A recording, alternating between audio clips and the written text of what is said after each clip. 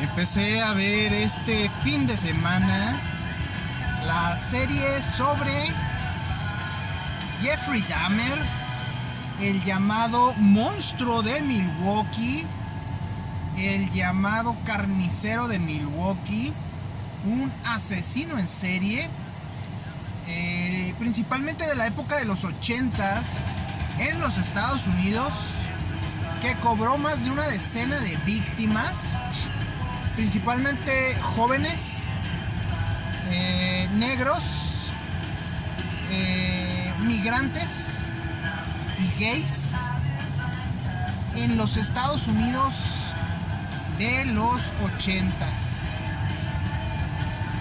Jeffrey Dahmer venía de una de esas familias que le llaman nuclear tradicional, es decir, Jeffrey Dahmer tenía a su mamá, a su papá y tuvo por ahí a un hermano, David. Le tocó a Jeffrey Dahmer darle el nombre a su hermano. Se dice que la familia de Jeffrey Dahmer, tanto su mamá como su papá tenía ocupaciones de trabajo, de estudios, y su madre tenía algunos desórdenes mentales, al grado que no le ponían mucha atención a Dahmer. Se señala que hubo por ahí una operación de una hernia doble cuando era muy niño, y que a partir de ahí Dahmer no fue lo mismo.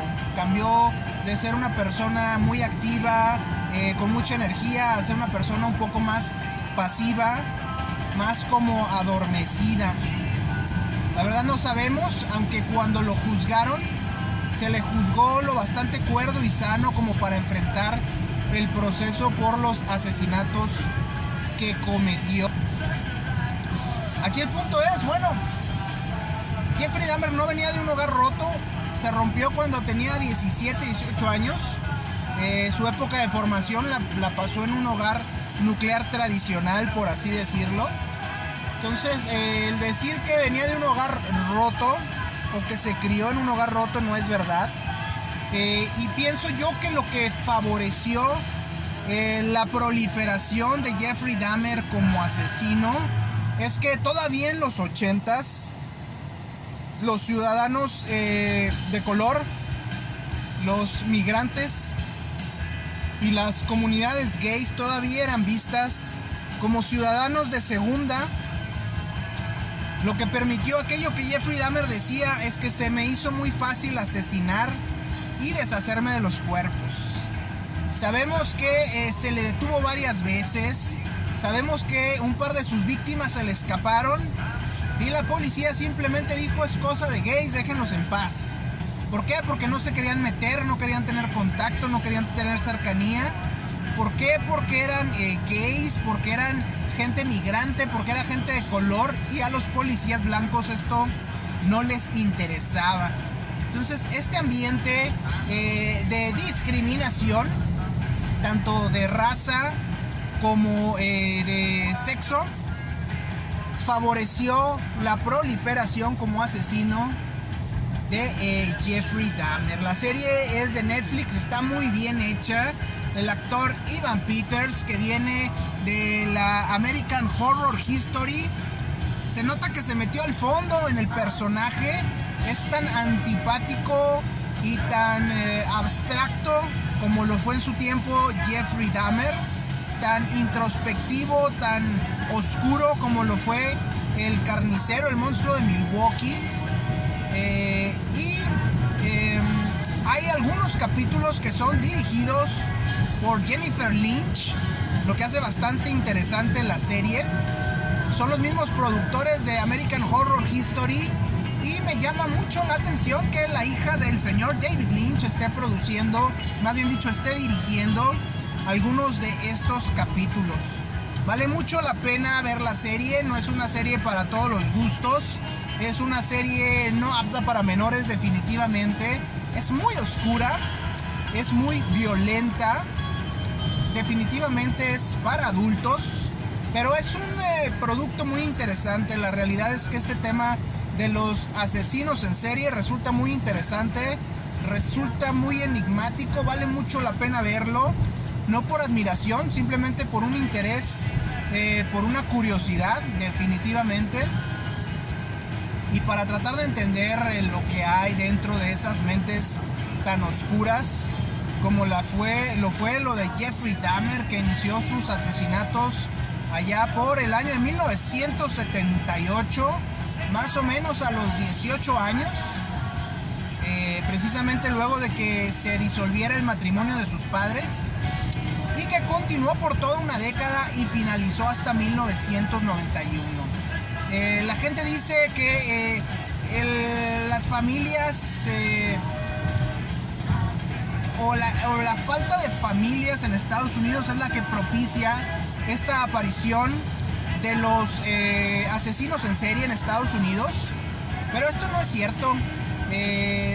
Hay asesinos en serie en México que están documentados, hay asesinos en serie en la Unión Soviética, incluso Chikatilo se dice que fue el asesino en serie más grande que hubo en la historia, o que se tiene documentado o registrado, y no se supo de Chikatilo durante la época de la Unión Soviética, porque obviamente al gobierno soviético no le convenía que se supiera que este tipo de depredadores o seres depravados existían en la Unión Soviética, que todos sus ciudadanos eran ejemplares. Entonces se dice que no les convenía, y por ello ocultaron esta información. Entonces no es necesariamente que el ambiente social y cultural de los Estados Unidos haya creado a los asesinos seriales, sino que la apertura, la transparencia, la libertad de prensa ayudó a que estos salieran a la luz, mientras que en países como México o la Unión Soviética, o quizás muchos otros, se ocultó la información. No se equivoquen, Jeffrey Dahmer venía de una familia nuclear tradicional, y lo que hizo prosperar a Dahmer como asesino fue precisamente el racismo en los Estados Unidos, la discriminación.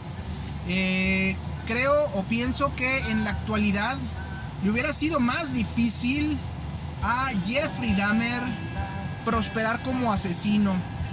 La gente de color tiene más derechos, ha ganado terreno. Los migrantes tienen más derecho, han ganado terreno. Y la gente de comunidades sexualmente diversas también han ganado más respeto y han ganado más derechos, lo cual sin duda haría más complicado que Jeffrey Dahmer se hubiera salido con la suya. Principalmente asesinó a jóvenes homosexuales, a jóvenes de color y a jóvenes latinos, migrantes, nativos americanos, etcétera. ¿Por qué? Porque estas personas, para empezar, el hecho de ser gays los hacía a la policía que no los considerara tanto, que no le diera tanta importancia. Probablemente si Jeffrey Dahmer se hubiera especializado en asesinar a gente blanca, no hubiera prosperado, hubiera sido detenido rápidamente y hubiera sido investigado, no hubieran llegado a tantas sus víctimas, y cuando cometió errores no le hubiera sido tan fácil solucionarlos. Vale mucho la pena ver la serie. Me gustó mucho ver el capítulo en el que dirige, que hasta ahorita no lo he terminado, voy a la mitad, pero el capítulo que dirige la hija del legendario David Lynch, Jennifer Lynch, vale mucho la pena. La traía perdida. Jennifer Lynch hizo varias películas. La principal o la más famosa es la de Boxing Elena, una película bizarrísima, y tiene muchas otras muy interesantes, aunque no tan extrañas, pero ha hecho películas muy buenas. Tiene buen oficio, es más oscura, más extraña, más bizarra que David Lynch, y últimamente se ha dedicado a dirigir más temas de televisión, y bueno, es una sorpresa encontrármela dirigiendo esta serie de los productores de American Horror History, algún actor como es Evan Peters, que aparece ahí, sobre la vida del señor Jeffrey Dahmer, un punto muy oscuro en la historia de los Estados Unidos.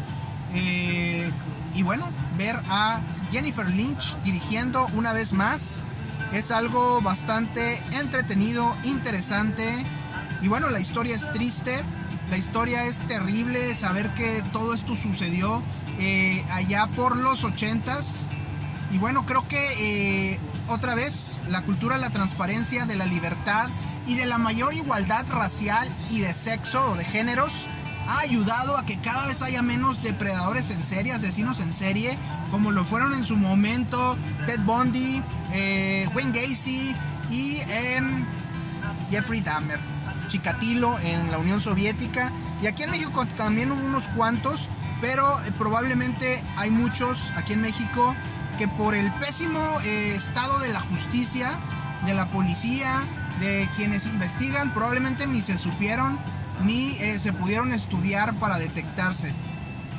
Jeffrey Dahmer en Netflix, vale mucho la pena verla, obviamente con sus precauciones, no es para niños, no esperaría que un niño viera todo eso, o que queda ya a discreción de los adultos, pero es una serie para adultos muy interesante, y verla obviamente para entender los claroscuros, más oscuros que claros, en la mente de un personaje muy singular y siniestro como Jeffrey Dahmer.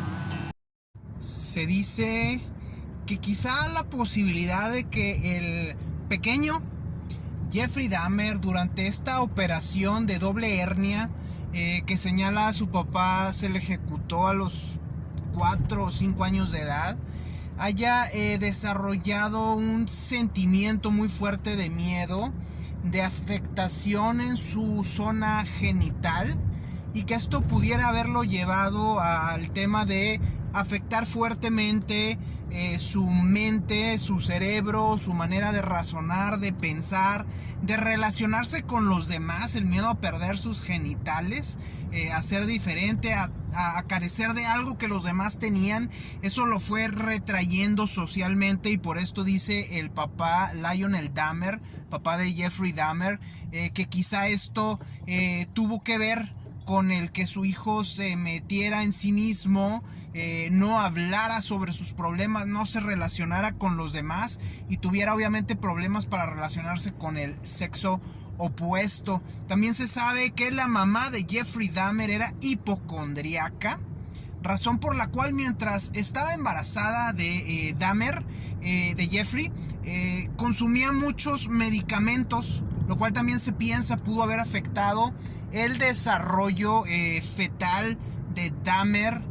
Además de que cuando nació no dejaba que nadie tocara al niño, debido precisamente al miedo de que se contagiara de algún germen, algún virus, algo. Entonces también había poco contacto de los padres, poco contacto físico con Jeffrey Dahmer, aunque cabe señalar que no fue abusado sexualmente como pasa con muchos de estos asesinos seriales.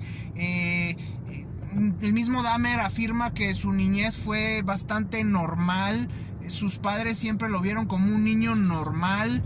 No hubo un abandono infantil como tal, porque hay que recordar que los padres de Dahmer se separaron cuando Dahmer ya era de alguna manera adulto, es decir, cuando Dahmer tenía 18 años, pero sin duda todos los problemas que podían ser derivados de alguna malformación durante el embarazo de la mamá, el rechazo a tocarlo físicamente, a abrazarlo, a cargarlo, más obviamente este tema del abandono a los 18 años, pudieran haber significado o pudieron haber impactado fuertemente la mente de Jeffrey Dahmer, al grado de buscar a estos jóvenes. A diferencia de muchos asesinos seriales que solamente mataban, Jeffrey Dahmer se comía parte, ingería parte de sus víctimas. Además de destazarlas, conservaba cerebros, conservaba corazones, conservaba cráneos, tomaba fotografías y las conservaba como recuerdo. Entonces esto es algo que lo hace diferente a otros asesinos seriales. En el caso de Dahmer era caníbal, comía o ingería parte de sus víctimas, y la única relación que podría haber es con Andrei Chikatilo, el carnicero de Rostov, que como les decía existió durante la época de la Unión Soviética. La diferencia es que Rostov asesinaba normalmente mujeres, en el bosque. Rostov se veía a sí mismo como un lobo, como una criatura salvaje que cazaba seres humanos, principalmente mujeres, y ingería partes de ellas. Dahmer era un poco, obviamente era de ciudad, era más sofisticado, era el gótico estadounidense de las granjas de Ed Gein, pero llevado a la ciudad. Y a diferencia de otros personajes como John Wayne Gacy o Ted Bundy, Jeffrey Dahmer era caníbal. Jeffrey Dahmer había sufrido ese abandono, y algunos psiquiatras, algunos especialistas en el tema señalan que a través de la ingesta de partes de sus víctimas, Dahmer trataba de controlarlos, de mantenerlos junto a él, de dominarlos y de que no lo abandonaran de alguna forma. Por eso también mantenía partes de sus víctimas. Era un tema de abandono, de soledad, de buscar compañía. Obviamente bastante trastornado, bastante enfermo, sí. Pero bueno, hay que entender que en el caso de Dahmer se dan todas estas condiciones más su despertar sexual. De alguna forma su interés sexual se combina con todos estos factores, y bueno, obviamente, como les comento, estalla cuando Dahmer cumple los 18 años. Además de la serie de Dahmer, hay muchos documentales que surgieron durante los 90s, y hay este libro que les comentaba de El arte más íntimo, en el que la escritora Poppy C. Bright, una escritora estadounidense de novelas de terror y de humor negro, crea un cuento imaginario en el cual un asesino inglés de la vida real que mataba jóvenes gays, también durante la misma época que Dahmer, en los 80s, escapa de una cárcel en el Reino Unido, se va a Nueva Orleans. Ahí se encuentra con un personaje que está basado en Jeffrey Dahmer. Primero tratan de asesinarse entre ambos.